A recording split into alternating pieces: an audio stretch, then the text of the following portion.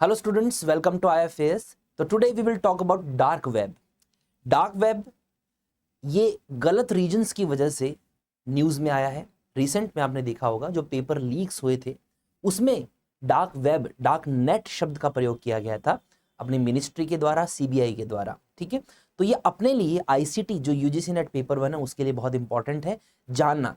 तो एंड तक आपको जुड़े रहना है बिकॉज एंड में मैं आपको क्वेश्चन आंसर्स भी करवाऊंगा, साथ ही साथ मेरे को होमवर्क क्वेश्चंस भी मिलेंगे। और इस लेक्चर को देखने के बाद में, इस वीडियो को देखने के बाद में जो डार्क वेब से रिलेटेड जो भी आपके मन में क्यूरीज है वो सारी की सारी सॉल्व होने वाली है। तो एंड तक आपको जुड़े रहना है। तो मेरा नाम है हिमांशु और स्वागत है आप सभी का आईएफएस के प्लेटफॉर्म पर।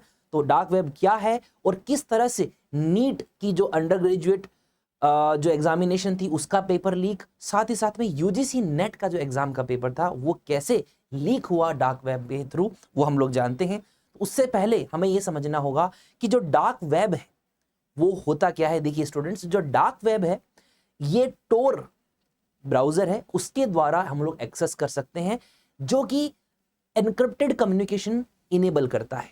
मतलब जब आप डार्क वेब को एक्सेस करते हैं तो यहां पर किसी भी तरह का कोई जो है लीक नहीं होता है। किसमें? कम्युनिकेशन में। आप जो बात कर रहे हैं या कुछ कम्युनिकेशन कर रहे हैं तो वो एनक्रिप्टेड रहता है। जैसे हमारा व्हाट्सएप नहीं होता है, उसमें एंड टू एंड एनक्रिप्शन है।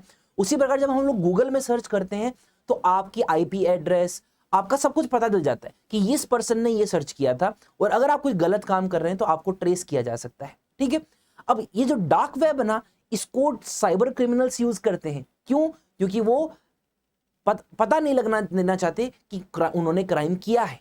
ठीक है, तो जो साइबर क्रिमिनल्स होते हैं वो इसको यूज करते हैं मालवेयर्स परचेज करने के लिए या फिर मालवेयर्स आपके कंप्यूटर सिस्टम में डालने के लिए। साथ ही साथ में इलीगल वेपन्स बेचे जाते हैं, सेल किए जाते हैं, बाय किए जाते हैं डार्क वेब के। और उसी प्रकार जो ड्रग्स होती हैं, इलीगल ड्रग्स हैं वो भी। ठीक है, तो ये जो डार्क वेब है ये एक सिग्निफिकेंट रिस्क पॉज करता है क्या करने के लिए? ऑनलाइन सिक्योरिटी के लिए और लॉ एनफोर्समेंट एजेंसीज के लिए। बिकॉज इसमें जानकारी आ नहीं सकती है ना, बाहर निकल नहीं सकती है।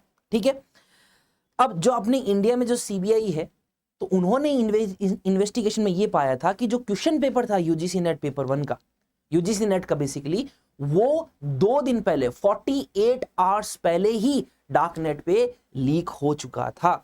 और उन्होंने ये पाया कि जो भी वो यूजीसी नेट का ओरिजिनल पेपर है ना वो एग्जैक्टली वो का वो मिला, और डार्क वेब पे 6 लाख रुपए में बेचा गया था उसको।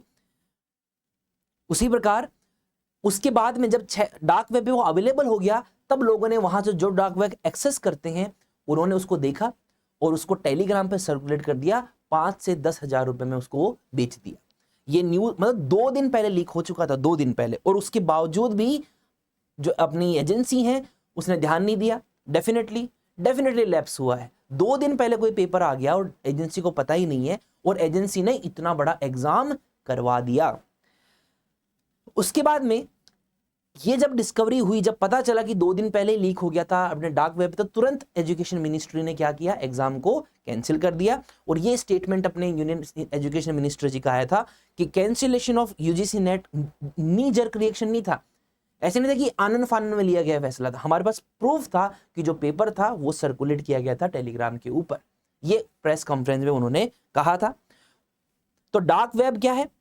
हिडन पार्ट है इंटरनेट का, जो कि रेगुलर हम लोग जो सर्च इंजन में सर्च करते थे, मैंने भी सपोज करो आप व्हाट इज डार्क वेब करोगे तो डार्क वेब के बारे में पता चलेगा, ना कि डार्क वेब के अंदर की जो चीजें हैं वो निकल कर बाहर आएगी।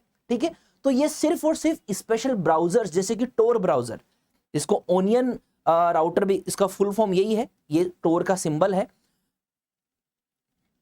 तो टोर द ओनियन राउटर, ये इसकी फुल फॉर्म है। ठीक है, जो भी डार्क वेब में कन्वर्सेशंस होते हैं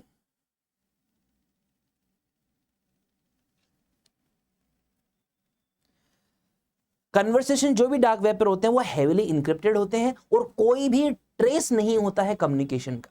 ठीक है, ना तो सेंडर के बीच में ना रिसीवर के बीच में। अब आप वेपन्स, जैसे अभी कहा गया था कि वेपन्स खरीद सकते हो, ड्रग्स खरीद सकते हो, तो आप सोचिए जो ड्रग्स खरीद रहा है, जो भेज रहा है, उसका कोई भी एड्रेस कुछ भी नहीं पता चल रहा है।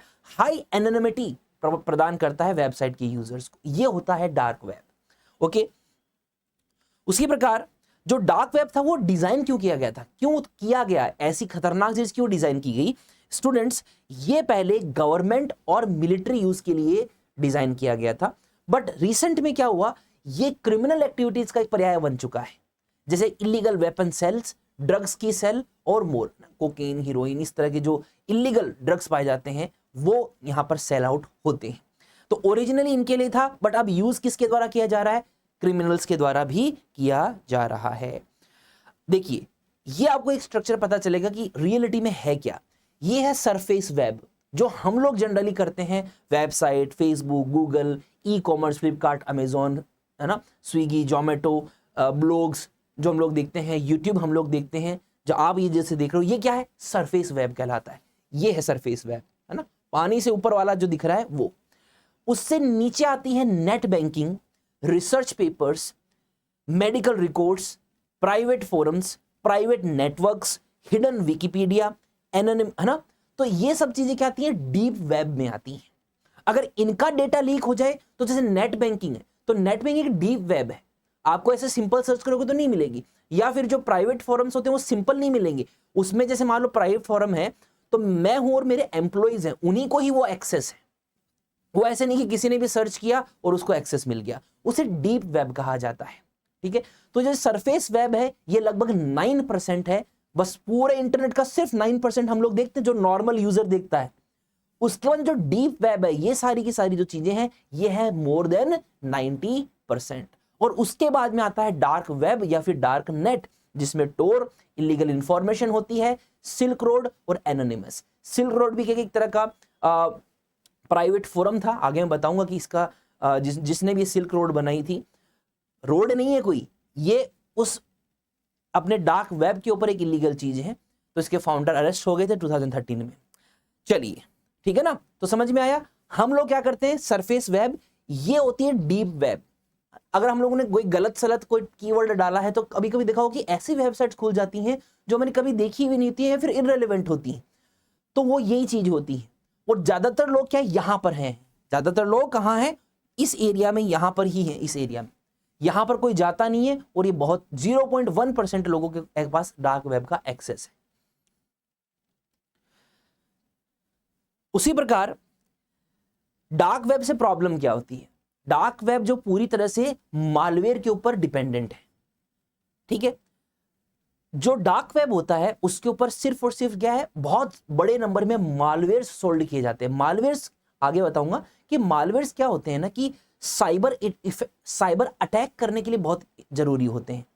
साइबर अटैक जब कोई कंप्यूटर पे या किसी कंपनी के उस पे इंफ्रास्ट्रक्चर पे होता है, तो उसकी डेटा को स्टील कर लिया जाता है, चुरा लिया जाता है।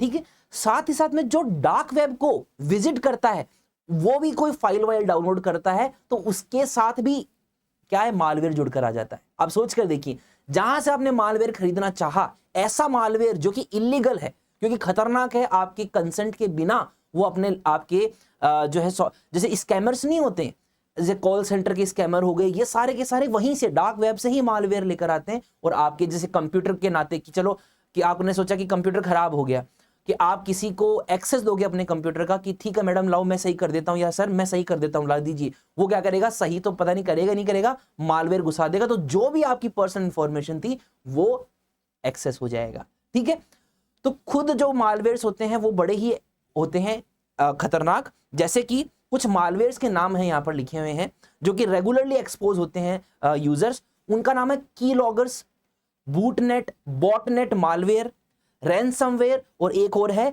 Fishing malware. क्या है? Fishing malware. ठीक है, तो सबसे पहले बात करते हैं कीलॉगर्स की, कि कीलॉगर्स क्या होते हैं।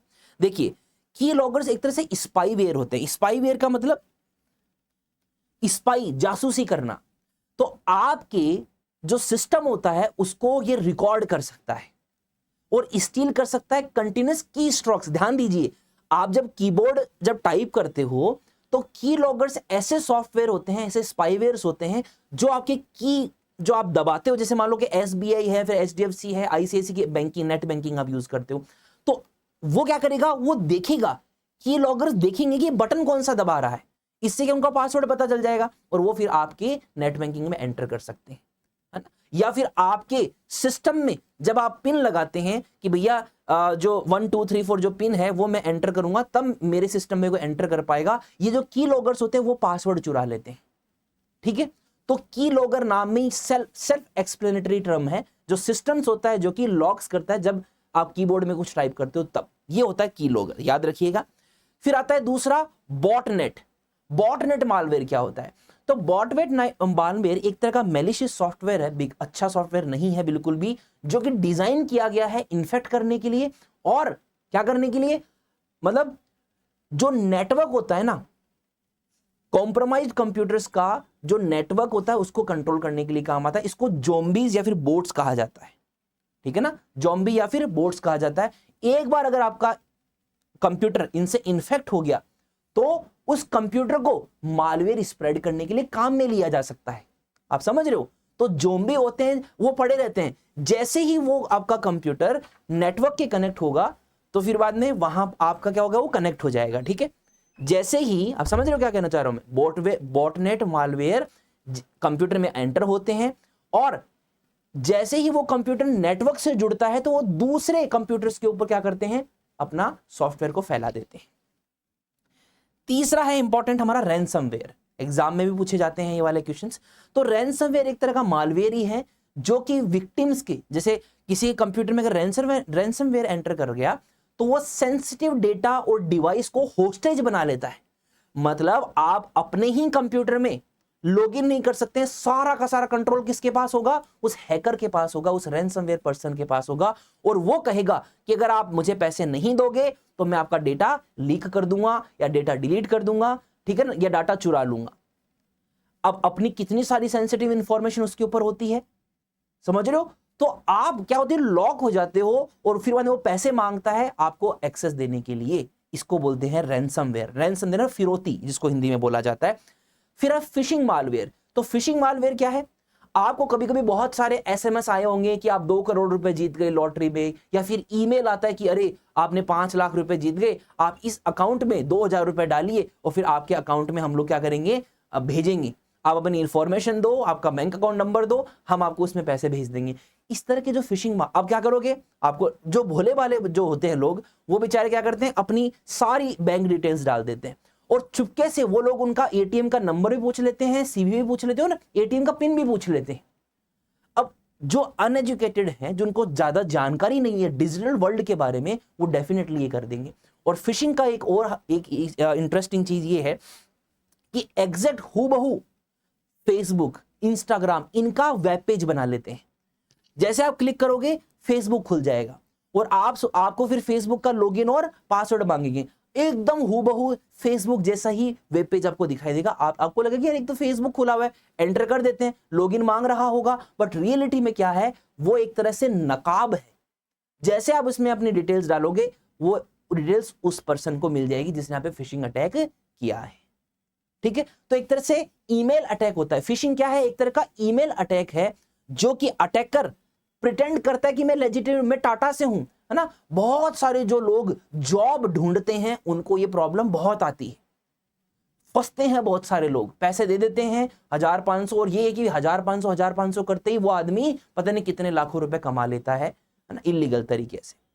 ओके, तो इन सब चीजों में क्या इंफॉर्मेशन लीक हो सकती है, अपने बैंक अकाउंट, अपना क्रेडिट कार्ड डिटेल्स, अपने लॉगिन क्रेडेंशियल्स और अपना सेंसिटिव डेटा। तो फिशिंग ये चीजें होती है, ठीक है। तो ये सारे के सारे क्या है, मालवेयर के प्रकार है। अब एग्जाम में जो क्वेश्चंस पूछे जाते हैं वो जनरली ये है कि the dash is anything which your search engine can not search, haunted web, world wide web, surface web, deep web. Answer क्या होगा, अब पता चल गया आप लोगों को, deep web is the right answer. कि अपना जो नॉर्मल सर्च इंजन है, गूगल, डकडकगो, बिंज, है ना, ओपेरा, फायरफॉक्स, मोजिला का, ये सब सर्च नहीं कर सकते हैं, तो वो है डीप वेब। ऑलराइट, तो एक्सप्लेनेशन ये है कि डीप वेब है वो सब कुछ है जो कि आपका इंजन सर्च नहीं कर सकता, ठीक है। और सरफेस वेब जो है, जो आप जनरली लोग यूज करते हैं, गूगल वगैरह, बिंज वगैरह, ये सब चीजें। दूसरा क्वेश्चन पूछा जा सकता है, dash is a network construct over the internet that is encrypted. It offers anonymity for its users. Tor is a common service of darknet.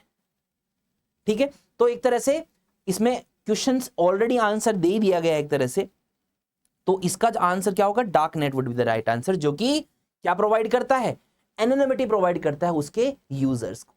ठीक है, और ये मिलिट्री और गवर्नमेंट के लिए था। उसके बाद में है डैश इज ए नेटवर्क, चलो ये तो हो गया। हाँ, फिर नेक्स्ट है a special tool is necessary for entering the network which is dash that helps the anonymous internet users to access into the Tor's network and use various Tor services। तो Tor की जो services होती हैं, the onion router की जो services होती हैं, जिससे हम लोग डार्क वेब, डीप वेब को एक्सेस कर सकते हैं, वो है Tor ब्राउजर। ठीक है, तो अभी तो आपको बड़ा इजी लग रहा है कि ये तो क्या एकदम नॉर्मल से क्वेश्चन है, बट अभी आपने कॉन्सेप्ट पढ़ा है ना, तब आपको सारे क्वेश्चन आ रहे हैं। पर जब रैंडमली पूछा जाएगा तो कंफ्यूज नहीं होना है बिल्कुल भी। Deep web is also known as free net, dark net, ARPANET या फिर हिडन वेब। आंसर होगा हिडन वेब। ठीक है, हिडन वेब को ही हम लोग क्या करते हैं, डीप वेब भी कहते हैं। और डार्क नेट क्या होता है, डार्क नेट देखो ये है ना, ऑब्वियसली अभी मैंने आपको दिखाया भी था ये वाली बातें, दिख रहा है। तो ये डीप है, ये हिडन है, और ये डार्क है नीचे वाला। तो डार्क वेब डीप वेब के नीचे होता है। ऑलराइट, और ये जो नेक्स्ट क्वेश्चन है ये आप लोगों के लिए होमवर्क के लिए है। The popular computer scientist dash कौन से थे वो, जिन्होंने डीप वेब शब्द का इस्तेमाल किया था, कॉइन किया था, फाउंड किया था उन्होंने 2001 में। मिस्टर टिम बर्नर्ली, नार्कोस मेराली, माइकल के बर्गमैन, मिस्टर केन थॉम्सन। ये आप लोग मुझे कमेंट बॉक्स में बताएंगे कि इसका आंसर क्या होगा। ठीक है, तो स्टूडेंट्स आप भी जो IFS प्लेटफॉर्म है, UGC नेट सेट की अगर आप प्रिपरेशन कर रहे हैं तो आप हमारे प्लेटफॉर्म पर आ सकते हैं, जहां पर आपको recorded classes, previous year question papers, practice questions, teachers handout, paper का analysis, exam syllabus, latest pattern और कट ऑफ के बारे में सारी जानकारी फ्री ऑफ कॉस्ट अवेलेबल रहती है। तो आज ही आप अपने IFS के एप्लीकेशन को डाउनलोड कर लीजिए, जहां पर आपको दिसंबर 2024 और जो अगस्त 2024 के लिए, उनके लिए आपको एक्सक्लूसिव टेस्ट सीरीज मिलने वाली है 50% ऑफ ओनली 499 रुपीज में। तो कोड है IFS 50, और साथ ही साथ में जो आपका ये 499 को मिलेगा क्या क्या, आपको रिकॉर्डेड वीडियोस की जो है PDF मिलेगी, साथ ही साथ में आपको डेली प्रैक्टिस पेपर मिलेगा, मॉक टेस्ट अवेलेबल होगा, यूनिट टेस्ट अवेलेबल होंगे, सारे यूनिट वाइज 1 to 10 जितने भी यूनिट्स होती हैं उनकी unit wise, plus full mock length test available होगा विद एक्सप्लेनेशन, वीडियो के साथ में एक्सप्लेनेशन होगा। और आपको जब इसमें आप अटेम्प्ट देते हैं तो आपको एक पूरा स्कोर कार्ड मिलता है, आप में कौन कौन सी वीकनेस, कौन कौन से एरियाज थे, सारा का सारा हमारा जो ये एप्लीकेशन है वो आपको बताएगा कि आपकी वीक एरियाज क्या है, आपकी स्ट्रेंथ क्या है। तो आप जरूर इसको डाउनलोड कीजिए एप्लीकेशन और साइन अप कीजिए UGC net paper 1 plus geography plus economics और whatever your subject is. और 7 जुलाई संडे को आपका स्कॉलरशिप टेस्ट स्टार्ट होने वाला है सुबह 8 बजे से। 7 जुलाई सुबह 8 से लेकर रात को 8 बजे तक आप ये जो मॉक स्कॉलरशिप टेस्ट है उसको अटेम्प्ट कर सकते हो। ये सिर्फ और सिर्फ IFS की वेबसाइट पर ही अवेलेबल है। ऑलराइट, चलिए फिर तो मैं मिलता हूं नेक्स्ट वीडियो में। आपके कोई भी डाउट्स हो, कोई भी क्यूरीज हो, डेफिनेटली मुझे बताइएगा, और इस क्वेश्चन का आंसर मुझे आप जरूर कमेंट बॉक्स में दीजिए। Thank you so much and see you in the next one.